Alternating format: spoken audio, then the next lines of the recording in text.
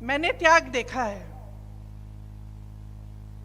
आप यहां इस प्रदेश से सरहद पे जवानों को भेजते हैं, अपने बच्चों को भेजते हैं शहीद बनने के लिए।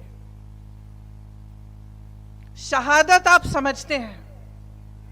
मैं 19 साल की उम्र में अपने पिता की टूटी हुई लाश अपनी मां के सामने मैंने रखी। मैं शहादत को समझती हूं और मैं त्याग को समझती हूं। कितनी भी गालियां दें ये मेरे परिवार को, उस पिता के लाश की अगर ये अपमान करें, उस शहीद पिता का अपमान करें, हम चुप रहते हैं, क्योंकि हमारी आस्था नहीं टूटती इस देश में, हमारी श्रद्धा नहीं टूटती, इनके कहने से नहीं टूटती, क्योंकि हमने त्याग दिया है, हमने शहादत देखी है। चाहे कितनी भी गालियां दें, चाहे कितना भी करें, ये हमारे संघर्ष को समझ नहीं सकते, और ये हमारी श्रद्धा, हमारे देश के प्रति प्रेम को कभी नहीं समझ सकते। हमारे देशभक्ति को ये देशद्रोह कहें, हमें कुछ भी कहें, हम चुप रहते हैं। हम चुप इसलिए रहते हैं क्योंकि श्रद्धा दिल में है, असली श्रद्धा है, असली आस्था है, नाम के लिए नहीं है, चुनावी भाषणों के लिए नहीं है, राजनीति के प्रयोग के लिए नहीं है, अपनी सत्ता के लिए इस्तेमाल के लिए नहीं है, सच्ची श्रद्धा है। इन्होंने अपने भाषण में ओआरओपी की बात की, सैनिकों की बात की।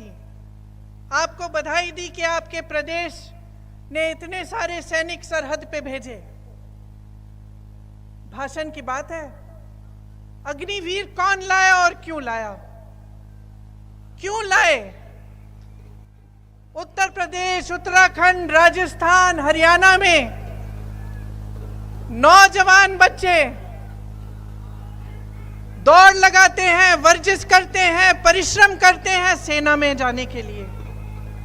दिल में देशभक्ति की भावना होती है, दिल में ये भावना होती है कि हम करके कुछ दिखाएंगे अपने देश के लिए, हम अपनी देश की सीमा पे खड़े होकर उसकी रक्षा करेंगे। मोदी जी ने तय किया कि अग्निवीर जैसी योजना आएगी, सेना में भर्ती 4 सालों की होगी।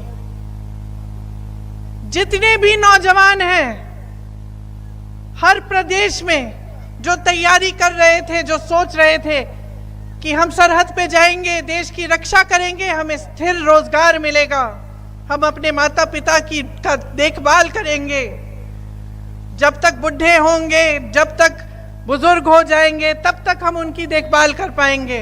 सबकी आशाएं टूटी कि नहीं टूटी? तो सच्चाई क्या है? सच्चाई मोदी जी का राजनीतिक भाषण है, जिसमें वो जवानों की बात करते हैं, ओआरओपी की बात करते हैं कि उनके कार्यों में है। जब वो अग्निवीर लाते हैं, जब नौजवानों की आशाएं तोड़ते हैं, तो ये सच्चाई है कि नहीं? इसी तरह से आपने देखा होगा कि यहाँ पे पर्यटन की बातें करते हैं, कहते हैं कि पर्यटन की बहुत स्कीम गिना देते हैं आपको, लेकिन सच्चाई क्या है? सच्चाई आपके जीवन है, सच्चाई आपका संघर्ष है, सच्चाई आज की बेरोजगारी है, सच्चाई आज की महंगाई है। आपके बच्चे पढ़ते हैं, इम्तिहान देते हैं, पेपर लीक हो जाता है, घोटाला हो जाता है, 20-20 लाख की नौकरियां बिक जाती हैं। किसके राज में हो रहा है ये? 10 सालों से किसका राज है? कितना दोष देते रहेंगे कांग्रेस पार्टी को? 10 सालों से तो कांग्रेस पार्टी का राज नहीं है ना, 10 सालों से इन्हीं की पूर्ण सत्ता है, पूर्ण बहुमत रही है। कहते हैं 400 पार और बहुमत चाहते हैं और सत्ता चाहते हैं। 10 सालों में इन्होंने क्या किया है? कहते हैं 75 सालों में कुछ नहीं हुआ। अगर कुछ नहीं हुआ होता तो यहाँ उत्तराखंड का इतना हुनर कहाँ से आया? IIT, IIM पूरे देश भर में कहाँ से आए? एम्स कहाँ से आए? ये जो चंद्रयान चंद्रमा पे जाता है, इसका सारा रिसर्च, ये सब जब अगर पंडित नेहरू जी ने 1950 के बाद नहीं लगाया होता तो ये हो सकता था, ये मुमकिन होता आज। तो सच्चाई क्या है? आज इतनी महंगाई है, मेरी बहनें बैठी हैं, आपके सामने कहते हैं कि सिलेंडर का दाम घटाएंगे। अरे पिछले इतने सालों से 1200 तो था ना, था कि नहीं था? किसका राज था? बीजेपी का था? मोदी जी का था? तो पहले कम क्यों नहीं किया? पेट्रोल डीजल के दाम बढ़ते चले जा रहे हैं। किसान खेती में खून पसीना अपना दे रहा है, कुछ कमा नहीं पा रहा है। कल मैं किसी से बात कर रही थी, दिल्ली में, उत्तराखंड के हैं, पलायन करके गए हैं। मैंने पूछा भाई घर कब जाते हो? साल में एक बार जाता हूँ। मैंने पूछा दिल लगता है?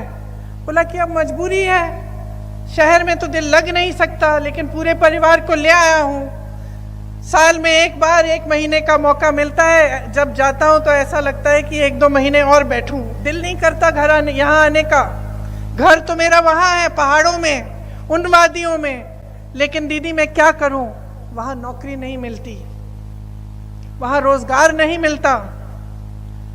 तो ये बड़ी बड़ी बातें, टूरिज्म, ये वो, ऐसी स्कीम वैसी स्कीम, तो सच्चाई पे क्यों नहीं उतर रहे हैं? तो रोजगार क्यों नहीं है आपके प्रदेश में? आपको बाहर क्यों जाना पड़ रहा है? इतना हुनर है।